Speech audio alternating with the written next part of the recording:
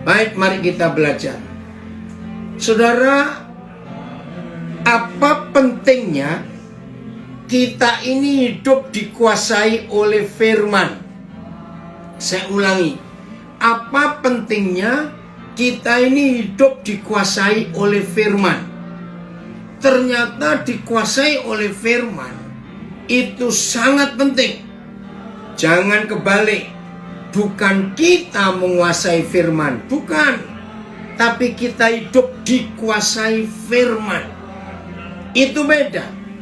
Nah, saudara, kalau kita hidup dikuasai firman, berarti semua tindak tanduk kita, semua tingkah laku kita, semua perkataan kita, semua cara kita berpikir, semua cara kita mengambil keputusan, semua cara kita merasa sesuatu, kita ingin melakukan sesuatu, itu pasti dikuasai oleh firman. Karena firman menguasai kehidupan kita. Nah, sama seperti hidup, ada nggak saudara pernah ketemu teman atau ketemu orang, hidupnya dikuasai oleh kata orang. Orang itu hidup karena katanya itu loh, katanya. Saudara bisa bayangkan orang yang hidup karena katanya, kata orang. Itu orang yang paling capek sedunia. Berarti orang itu tidak bisa mengambil keputusan buat diri sendiri. Puji Tuhan, dari Nabi Re, saudara-saudara dari Manokwari Selatan, Mamiwaran bisa gabung juga, bersyukur. Sinyal baik semuanya. Nah, itulah bukti orang yang hidup dikuasai oleh kata orang lain. Lagi sekali saya katakan, hari ini kita belajar betapa pentingnya hidup dikuasai oleh firman. Seluruh hidup kita, dari ujung kepala kita, otak kita, pikiran kita, mata kita, telinga kita, mulut kita, penciuman kita, hati kita, semua emosi kita, keinginan kita, langkah kita, perbuatan tangan kita, semua dikuasai oleh firman. Saudara lihat bukti kalau COVID-19 bisa mengambil penciuman dan rasa. Ya, lidah nggak berasa apa-apa, hidung tidak bisa mencium apa-apa. COVID yang menguasai manusia membuat manusia itu tidak bisa mencium apa-apa, nggak bisa merasakan apa-apa. Berarti COVID itu ngontrol orang itu. Nah, saudara pernah dengar ini ada banyak di sekitar kita. Seorang suami yang adalah anak tunggal dari ibunya yang janda.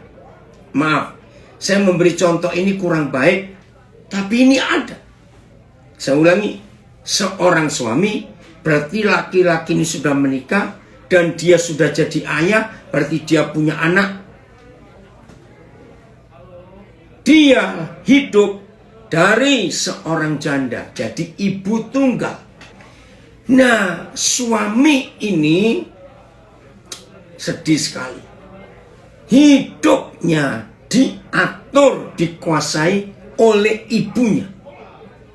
Sehingga apapun yang dikatakan istrinya, apapun yang diminta oleh istrinya, pasti suami ini cerita minta izin ke mamanya dulu. Coba bayangkan betapa menderitanya seorang istri yang punya suami tapi jadi anak mama. Ngerti nggak maksud ini? Nah, berarti rumah tangganya itu yang ngatur mamanya, bukan dia sebagai suami. Karena dalam dunia kejahatan ada sistem-sistem seperti itu. Mafia contohnya, jahat dan sadis. Semua mereka yang terlibat dan tergabung dengan kelompok atau geng mafia itu tidak punya hak untuk mengatur dirinya sendiri. Karena yang ngatur, yang menguasai adalah ketua mafianya. Suruh mati, mati. Suruh nembak orang. Suruh potong jari, potong lidah. Aduh, dalam sejarah ya kejahatan geng-geng atau mafia-mafia itu ngeri sekali. Nah, maka itu hari ini kita belajar. Kita ini hidup harus dikuasai firman Tuhan. Saya ulangi, kita harus hidup dikuasai firman Tuhan. Bukan hidup dikuasai kata orang. Orang ini ngomong itu, orang itu ngomong ini. Tidak. Harus firman Tuhan yang menguasai kita. Sehingga semua kenyataan hidup kita ini yang ngatur adalah firman Tuhan. Jadi bukan orang lain lagi. Nah, ini pentingnya hidup dikuasai firman Tuhan. Kita akan lihat contoh. Keluaran pasal 32. Inilah contoh hidup Musa yang dikuasai firman Tuhan. Ya, Keluaran 32 mulai ayat yang ke-10. Jadi hari itu Yahweh Tuhan sedang murka berat. Ya, Musa dimintain izin untuk menghukum bangsa Israel. Tapi Musa tidak mau. Dia naik banding. Ayat yang ke-10. Ini hebatnya. Oke, ini anak saya guru di Napire. Dia menulis dalam bahasa Inggris karena dia guru bahasa Inggris. Makasih Raymond. We can't pleasing every people. Saudara dan saya tidak bisa hidup menyenangkan setiap orang. Nah, itu artinya kita ingin orang itu menguasai kita. Tidak. Ayat 10. Lihat, Yahweh Tuhan meminta izin kepada Musa. Oleh sebab itu, biarkanlah aku, supaya murkaku bangkit terhadap mereka, dan aku akan membinasakan mereka, tetapi engkau akan kubuat menjadi bangsa yang besar. Apa reaksi Musa? Saudara, berapa saudara pernah dengar saya mengajar ini? Dan hari ini saya ingin sharing lagi supaya yang belum tahu bisa tahu. Untung Musa bukan orang Indonesia. Loh, apa hubungannya? Lihat. Musa dapat kesempatan.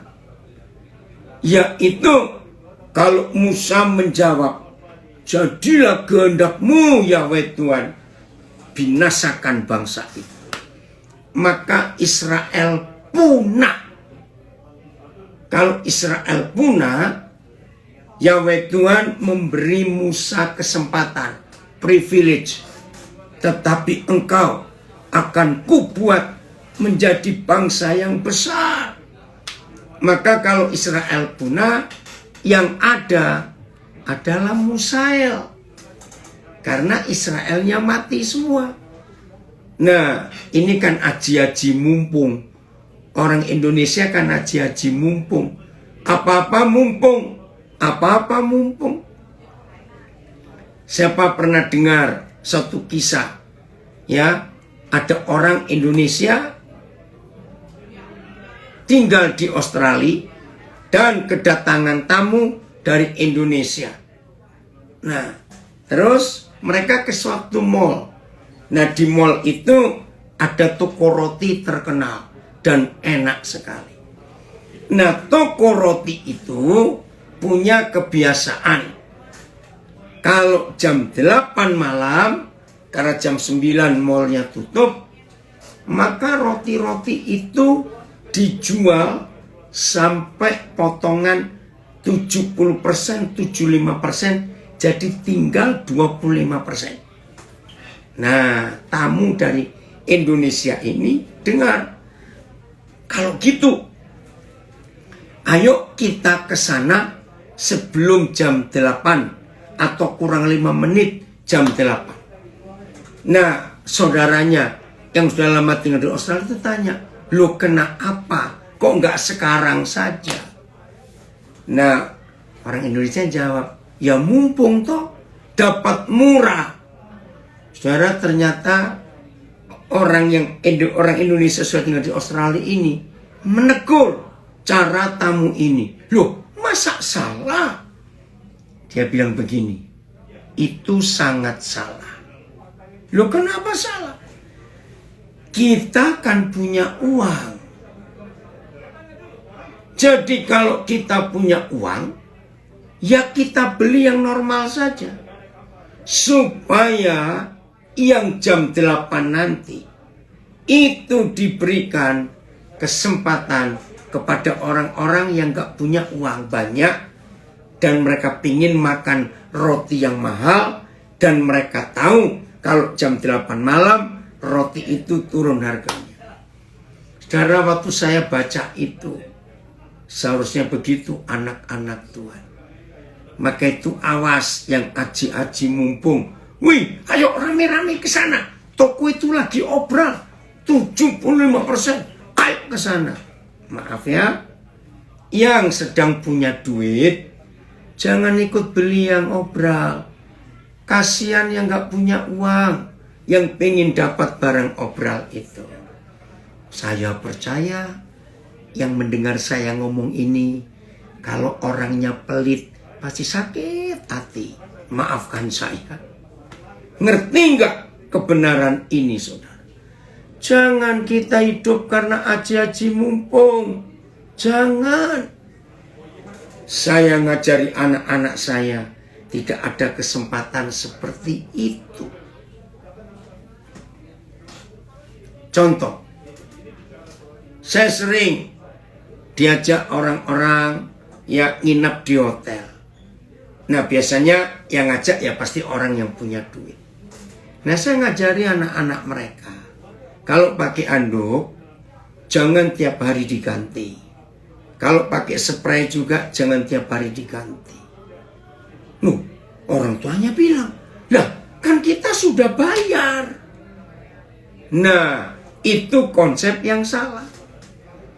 Walaupun kita sudah bayar dan itu uang kita sendiri. Puji Tuhan, dari Alabama, dari Toronto gabung.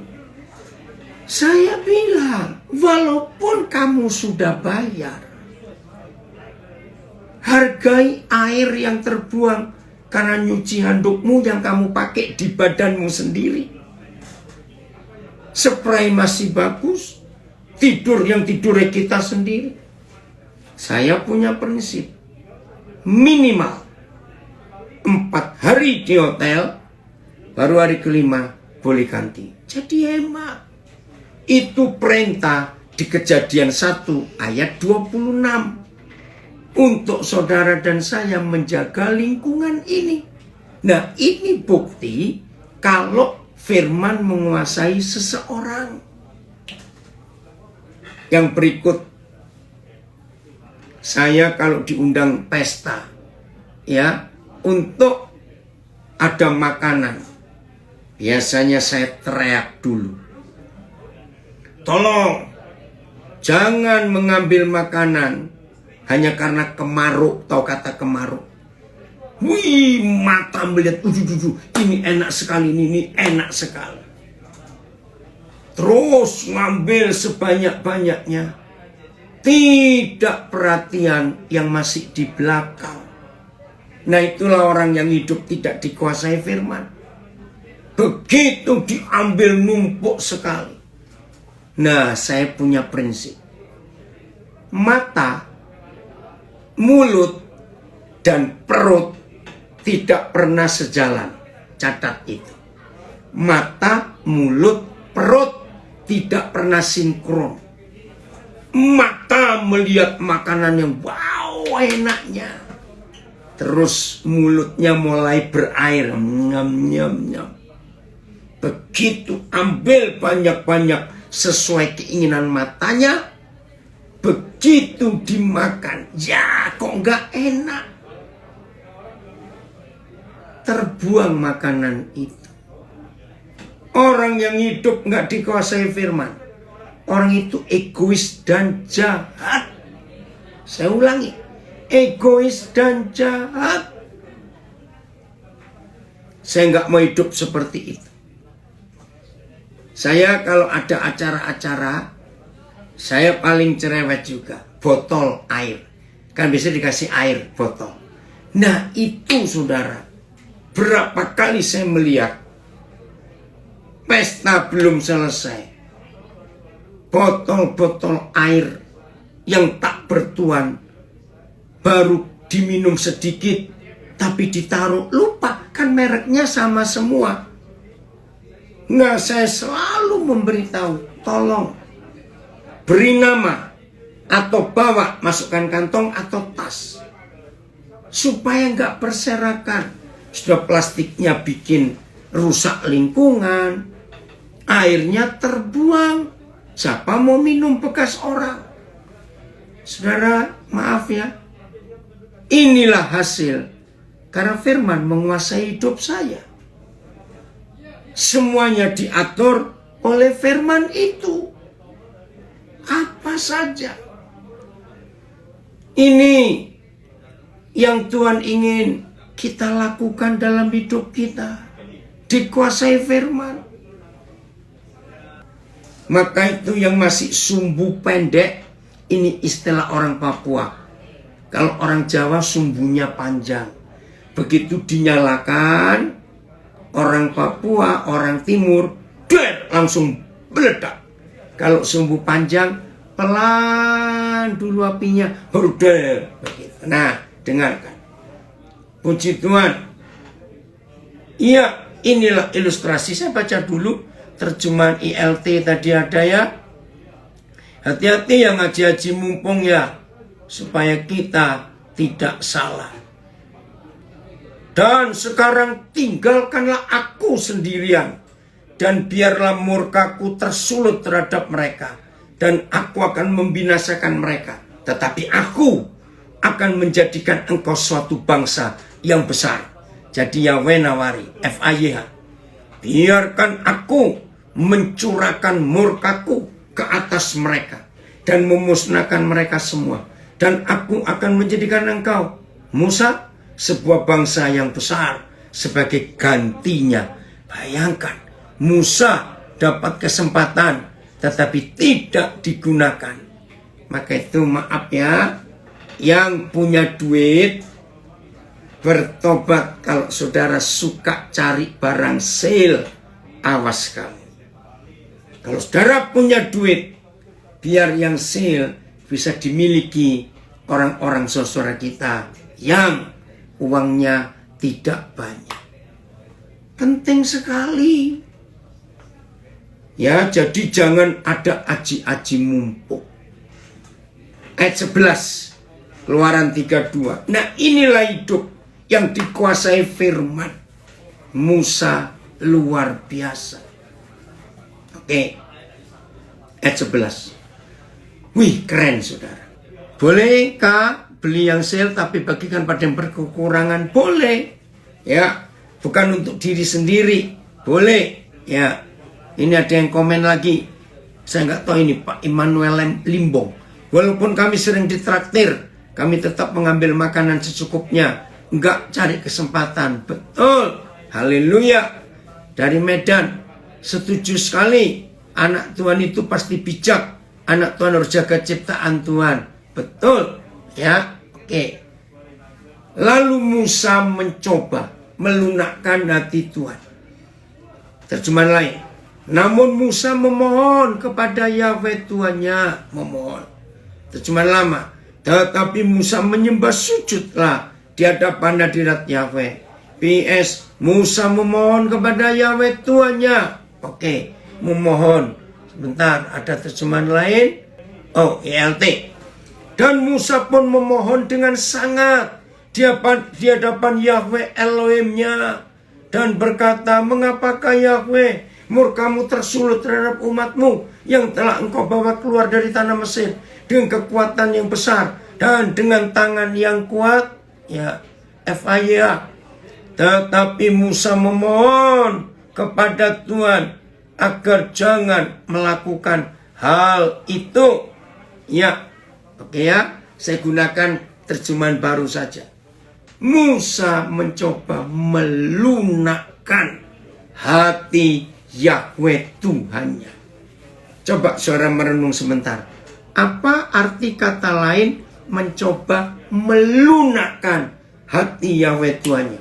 Padahal Musa kan dapat kesempatan.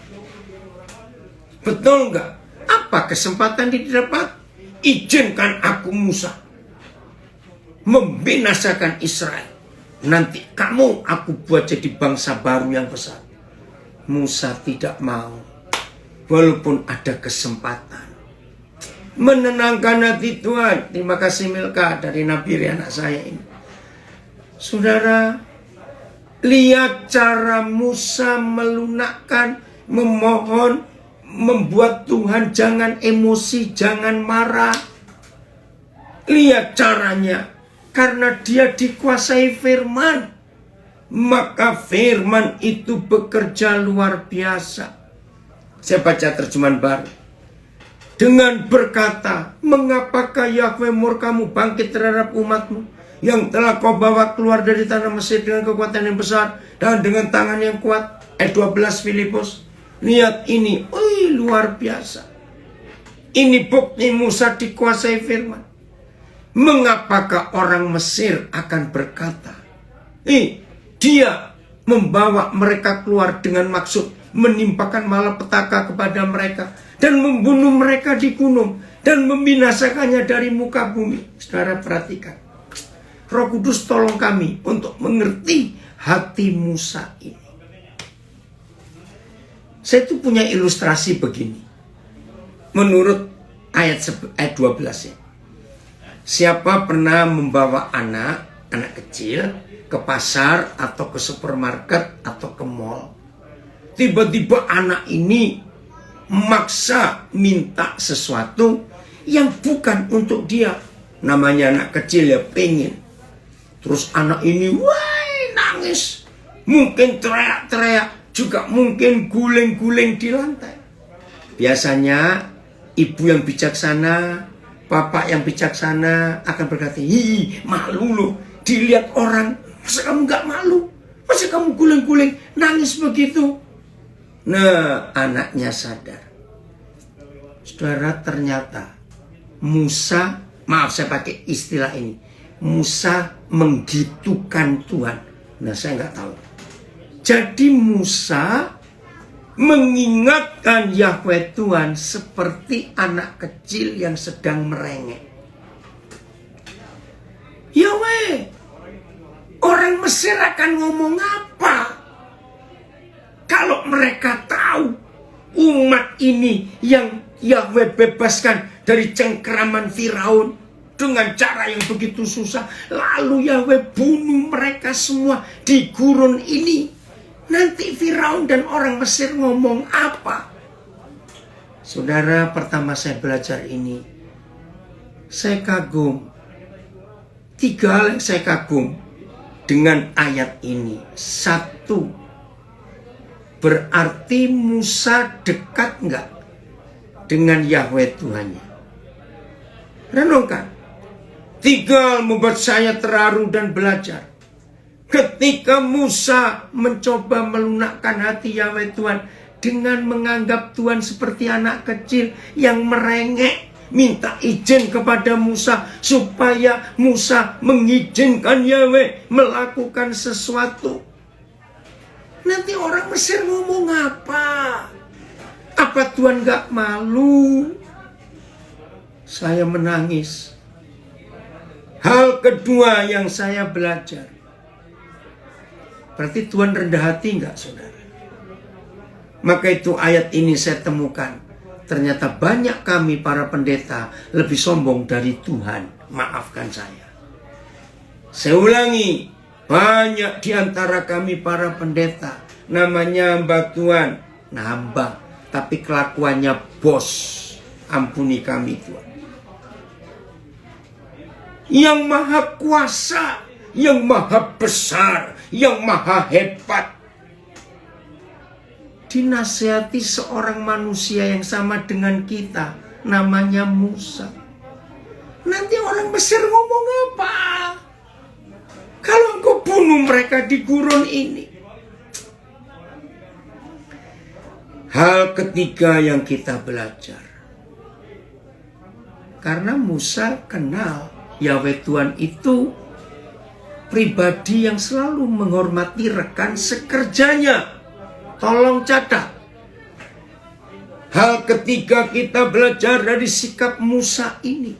Musa sangat mengenal Yahweh Tuhannya sebagai sahabatnya, teman sekerjanya.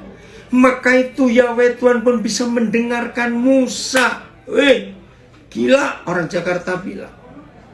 Ayo saudara, mulai hari ini saudara dan saya sedekat Tuhan dengan Musa. Dan sedekat Musa dengan Tuhan. Katakan amin. Ayo sedekat itu. Papa akan banyak bicara kepada kita. Masih ayat 12. Masih ayat 12. Belum selesai. Lihat. Ayat kalimat berikut masih ayat 12. Saya itu kaget. Berbaliklah dari murkamu yang bernyala-nyala itu. Berbaliklah. Coba ayat lain, terjemahan lain. Berbaliklah sama. Berhentikan apalah kehangatan murkamu. TL, terjemah lama. BIS. Janganlah begitu ya Yahweh. Ubahlah niatmu. MLT. Berbaliklah dari nyala murkamu. Oke. Terjemahan yang lain dari sini saya tunggu. Coba ya, FAYH. Pakai kata apa itu? Oke, FAYH berkata begini. Senangkah engkau? Bila orang Mesir itu berkata, oh Tuhan membawa mereka keluar dari Mesir ke gunung-gunung dengan maksud membunuh mereka dan memusnahkan mereka dari permukaan bumi. Hentikanlah murkamu yang hebat itu. Janganlah merencanakan yang jahat terhadap umatmu.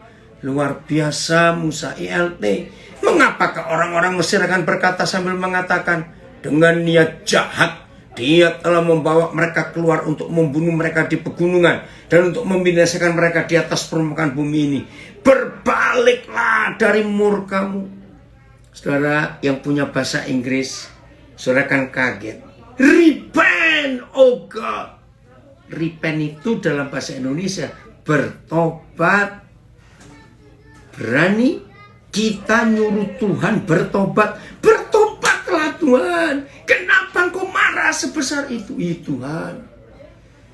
Kalau Tuhan model saya akan tempeleng Musa. Kurang ajar kamu Musa nyuruh aku bertobat. Betul enggak? Musa bisa menyuruh Tuhan bertobat. Karena firman menguasai Musa. Lalu kalimat berikut, menyesalah Tuhan atas murkamu. Saudara perhatikan, Tuhan disuruh nyesal. Sudah suruh tobat, suruh nyesal lagi. Papa nggak tersinggung saudara, sama sekali tidak. Ayat 13. Aduh luar biasa. Nah ini Musa dikuasai firman. Ayat 13 Filipus. Ingatlah. Aduh. Sudah dianggap seperti anak kecil. Kalau nangis merengek minta sesuatu nggak dikasih. Malu lu. Dilihat orang itu malu. Lalu Musa berkata bertobatlah Tuhan. Aduh. Lalu yang ketiga Musa berkata menyesalah. Yang keempat saudara lihat, yang keempat. Ingatlah. Berarti Musa nganggap Tuhan sudah pikun. Masa Tuhan lupa? Oh Tuhan kau luar biasa. Bertobatlah Tuhan Kata Musa, betul, ini luar biasa. Lihat sekarang, FAYH. Ingatlah akan janjimu. Sama pakai kata ingatlah. Saudara ngerti nggak kata ingatlah?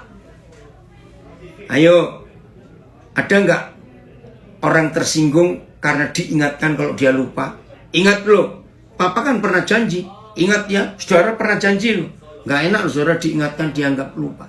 Ingatlah kepada hamba-hambamu Abraham, Ishak dan Yakub. Jadi Musa tahu firman, dia dikuasai firman. Ingatlah, BIS saya baca, bahwa engkau berjanji dengan sumpah untuk memberi mereka keturunan sebanyak bintang di langit. Juga bahwa seluruh tanah Kanaan yang kau janjikan itu akan menjadi milik keturunan mereka untuk selama-lamanya. Wih, luar biasa. Inilah hidup yang dikuasai firman. Ingatlah akan ini ILT, akan Abraham, akan Ishak dan akan Israel hamba-hambamu, yang kepada mereka engkau telah bersumpah demi dirimu sendiri, dan engkau telah berfirman kepada mereka. Ingatlah. Papa, ampuni kami masih sombong. Papa begitu rendah hati mau mendengarkan Musa. Lihat ayat 14. Hasilnya apa? Oh Tuhan, ampuni kami. Ayat 14 Filipus. Dan menyesalah Yahweh karena malapetaka yang dirancangkannya atas umatnya. Ayat Yahweh pun mengubah niatnya mengenai malapetaka. Maka pada masa itu bersesalah Yahweh. BIS. Maka Yahweh mengubah niatnya. MLT. Dan Yahweh akan menyesal atas yang jahat yang telah dia firmankan untuk melakukannya pada umatnya. FAYH. Oh, ILT dulu. Dan Yahweh akan menyesal atas yang jahat yang telah dia firmankan. FAYH. Ya. Maka Yahweh membatalkan niatnya. Ia tidak jadi menghukum umatnya. Saya nggak tahu bagaimana perasaan saudara. Saya itu nggak tahu sudah berapa ratus kali saya membaca ayat ini. Tapi sampai sekarang pun, tiap kali saya membaca ayat 14, hati saya itu terharu. Yang maha besar bisa merubah niat, merubah keputusan, bisa menyesal karena nasihat seorang yang bernama Musa. Saudara, mulai hari ini jujur periksa hati. Siapa yang masih berani kurang ajar kepada Tuhan? Atau siapa yang masih lebih sombong dari Tuhan? Ayolah, miliki hidup Musa, yaitu hidup yang dikuasai firman. Saya ulangi, hidup yang dikuasai firman. Bukan Musa menguasai firman. Itu hasilnya kalau hidup itu dikuasai firman. Luar biasa. Mengerjakan apa saja. Firman itu yang menyetir, firman itu yang mengatur. Untuk apa saja. Berkeputusan untuk apa saja. Berapa hari ini saudara ada seorang yang terus ngikutin saya. Padahal saya di Amerika. Baik lewat Facebook, Instagram, WA, selalu kontak. Oke. Ini bahasa Inggrisnya King James. Terima kasih Aan. Dari Samarinda kirim. And the Lord repented of the evil which he thought to do unto his people. Tuhan repented. Tuhan bertobat atas apa yang jahat yang dia sudah pikirkan untuk umatnya. Repented. Ampuni kami Tuhan, ampuni. Tuhan bisa bertobat loh saudara. Masa kita nggak bisa bertobat? Sombong sekali. Nah saudara ini ngikutin saya, hanya ingin tahu satu hal. Dan dia itu tanya kepada semua orang yang dekat saya dan dia kenal. Nah, setelah dia tanya kepada sekian banyak orang yang dekat saya dan yang dia kenal, dia itu nggak terima. Masa Koden bisa seperti itu? Artinya kalau disakiti, ditipu, difitnah, hampir saya nggak pernah balas. Kalau saya berkata saya nggak akan balas. Saudara, mari kita bertobat. Akhirnya saudara itu menemukan satu fakta. Dan saya sampaikan kepada dia. Begini loh ya. Sebelum saya melakukan sesuatu atas orang yang menipu saya, memfitnah saya, menyakiti saya, merugikan saya. Sebelum saya lakukan sesuatu untuk saudara itu, maka saya selalu mengaplikasikan apa yang dibuat oleh saudara itu terhadap hidup saya. Kalau saya buat itu terhadap Tuhan Yesus, kira-kira Tuhan Yesus buat apa kepada saya? Kalau saya nipu Tuhan, saya menyakiti Tuhan, sering tahu kita buat itu. Nah, begitu saya merenung sejenak dan saya tahu, ini yang Tuhan lakukan terhadap saya kalau saya buat itu kepada Tuhan. Saudara, lalu saya akan buat hal yang sama kepada orang yang menyakiti saya, yang memfitnah saya, yang menipu saya, yang merugikan saya. Puji Tuhan, saudara itu mengerti. Saya nggak lihat tadi ini, nggak lihat ada di Instagram, Facebook atau Zoom. Tapi waktu berapa hari lalu dia cerita itu kepada saya. Koden, sekarang saya tahu. Dia berkata, semudah itu. Iya. Maka itu sebelum kita balas kepada seseorang yang menyakiti, memfitnah, merugikan, menuduh, menjelekkan kita, apa yang dia buat atas kita, coba kita buat itu kepada Tuhan. Lalu kita tanya, Tuhan, kalau aku buat ini ke Tuhan, Tuhan ngapain sih? Tuhan jewer kita? Enggak. Dia tempelin kita? Tidak. Saudara, itu Papa kita. Maka buatlah itu kepada Papa di surga. Buat itu kepada semua saudara kita. Seperti yang Papa di surga buat untuk kita. Buku, terima kasih untuk salammu. Saudara, itulah Tuhan. Nah, itulah hidup yang dikuasai firman. Selalu mendahulukan firman. Untuk apa saja. Jadi kita nggak takut rugi, nggak takut disakiti, nggak takut difitnah, nggak takut ditipu, nggak takut dikhianati, nggak takut semuanya. Karena semua itu sudah pernah kita buat terhadap Tuhan kita. Mungkin juga sampai detik kita belajar sekarang masih ada di antara kita yang sedang menyakiti Tuhan, menipu Tuhan, menghujat Tuhan. Percayalah, Papa sayang kita. Itu yang harus kita kerjakan. Dan itulah bukti bahwa hidup ini dikuasai oleh firman. Luar biasa. Luar biasa. Jelas ya saudara, indah kok hidup seperti itu. Enak sekali. Hidup itu jadi lega. Hidup itu jadi ringan. Hidup itu jadi sejahtera. Hidup itu jadi bersih. Hidup itu jadi senang. Serius. Untuk apa saja. Makasih nak. Ini anak saya dari Malang.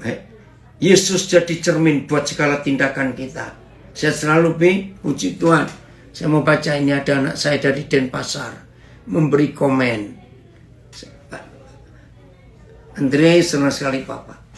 Maaf ya, saya bacakan tulisan dia.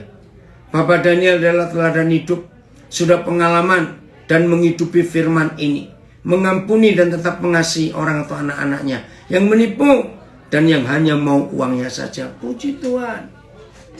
Maka itu saudara, dalam hidup ini, ayo kita mengerjakan itu yang terbaik.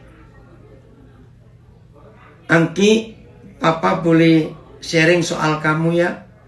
Ini di Facebook ada anak saya yang tentara di Ambon. Namanya Frankie Uktolsea. Saya panggil dia Angki. Dia lahir di Nabire, papanya itu tentara, saya nggak pernah kenal.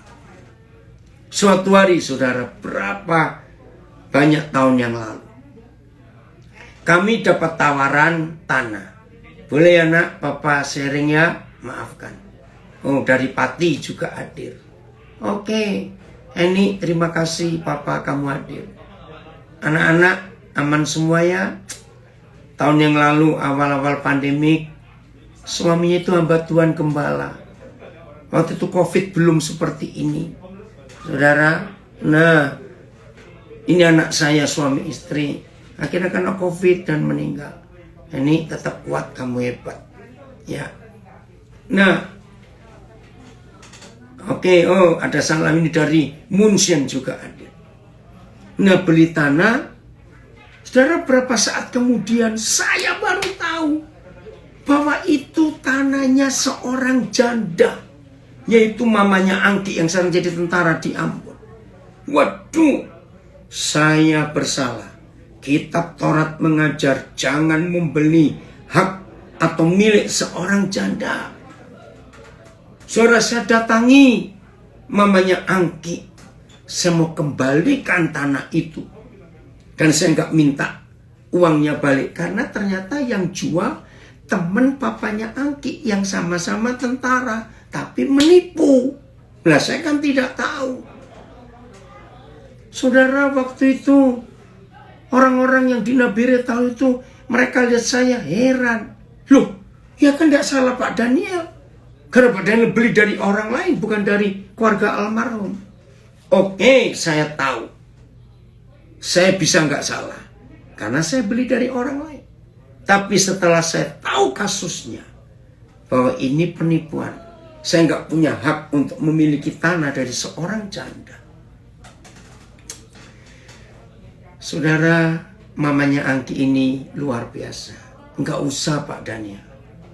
Pak Daniel nggak salah. Maaf, saya cuma cerita. Angki, maafkan Papa ya kalau Papa ceritain. Nah, saya ingin menebus kesalahan ini. Nah, salah satu yang diminta oleh ibu janda ini, bukan diminta langsung, saya tanya, apa yang saya bisa bantu? Ternyata ibu janda cerita soal Angki ini.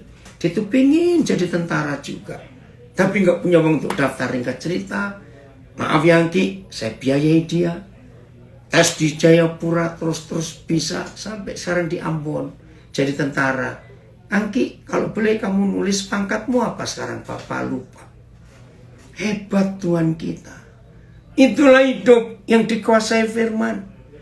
Orang yang hidup dikuasai firman pasti akan menyatakan kebenaran dan keadilan untuk semua orang. Luar biasa. Itu Angki, kakakmu dari Pati, Jawa Tengah, nyapa kamu. Itu firman yang menguasai hidup kita.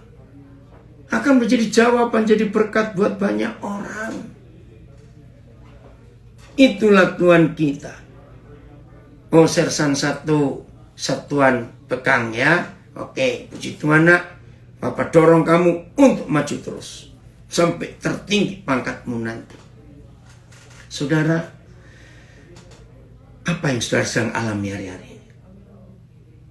Ayo kita melakukannya dengan benar. Hak janda, hak anak yatim, jangan kita ambil. Jangan. Oke Bobby, ini mamanya yang ada di depan rumah Kanaan. Tetangganya Ujun, tetangganya Kak Yos, ya Pak Guru, siapa? Itu. Saudara, itulah kasih Tuhan dalam hidup kita. Aduh, saya bisa cerita banyak hal. Bagaimana kalau hidup dikuasai firman itu? Jadi semua yang kita lakukan pasti firman. Dan Kalau firman menguasai kita, 3 hal penting yang akan terjadi. Saudara nggak akan pernah takut rugi. Saudara nggak akan pernah takut disakiti. Saya ulang, orang yang dikuasai firman hidupnya nggak pernah takut rugi, nggak pernah takut disakiti. Dan orang yang dikuasai firman tidak pernah membela diri dalam hidupnya. Itu Tuhan kita. Hebatnya kalau kita seperti itu. Maka itu mari semua kita hidup dikuasai firman. Ayat terakhir. Maaf, saya nggak bisa lama. Ini sudah hampir 50 menit karena gereja ini harus ditutup. Ya, buka Yeremia 9 ayat 23-24. Bagi yang terlambat mengikuti, bisa lihat kembali di Instagram dan di Facebook. Oke ya. Oh, ini tim kami yang di Nabire. Saya Yos. Ya, saya percaya dikubar dulu. Oh maaf, sorry, bukan Yos itu. Saya Yos pendeta Koden. Saya percaya dikubar dulu, pernah dibantu seorang anak walau mengecewakan. Ini dulu Yos ya, tentang mesin kue nggak apa-apa. Oke ya. Ayo kita lihat. Oke, ini hidup dikuasai firman, tidak takut rugi, tidak pernah takut disakiti, dan tidak pernah membela diri. Betul. Yeremia 9 Filipus ayat 23 dan 24. Yeremia 9. Haleluya, haleluya. Oh, hidup yang dikuasai firman itu luar biasa. Oke.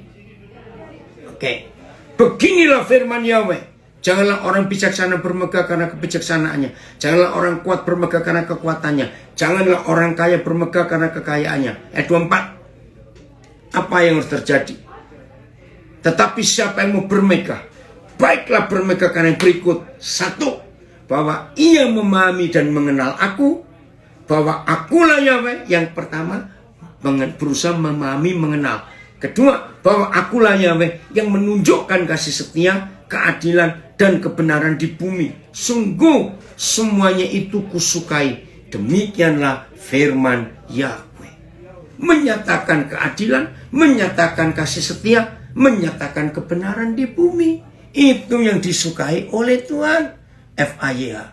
Yahweh berfirman, orang yang bijaksana, ya, janganlah menyombongkan kebijaksanaannya. Orang perkasa janganlah menyombongkan keperkasaannya. Orang kaya jangan menyombongkan kekayaannya.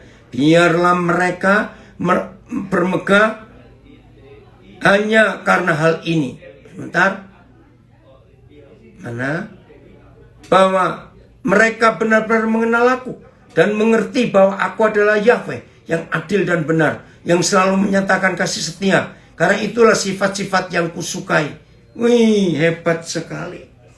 Tulis yang benar, Om Pendeta. Oh, nggak apa-apaan. Kecil aja kok itu. Kamu ini. Nggak salah, nggak apa-apa. Awas ya, Anya. Kamu perlu dengar firman ya, awas. Oke, saudara, itulah firman Tuhan yang kita harus dikuasai total untuk apa saja dalam hidup ini. Luar biasa. Tadi ada komen lagi di kolom chatting Zoom. Oke, setelah Agus, ya. Oke, luar biasa. Mana tadi? Ya, jelas ya saudara. Ayo mulai hari ini kita memberikan hak mutlak kepada firman untuk menguasai kita dari pola pikir, cara melihat, cara mendengar, cara mencium, cara merasa, cara memutuskan sesuatu, emosi kita semua dikuasai oleh firman itu. Kalau semua kita hidup dikuasai oleh firman, hidup itu indah, menyenangkan, ringan, tidak ada beban apapun. Karena nggak merasa rugi, nggak pernah merasa disakiti, dan tidak pernah membela diri. Enak hidup seperti itu. Tuhan Yesus memberkati kita semuanya.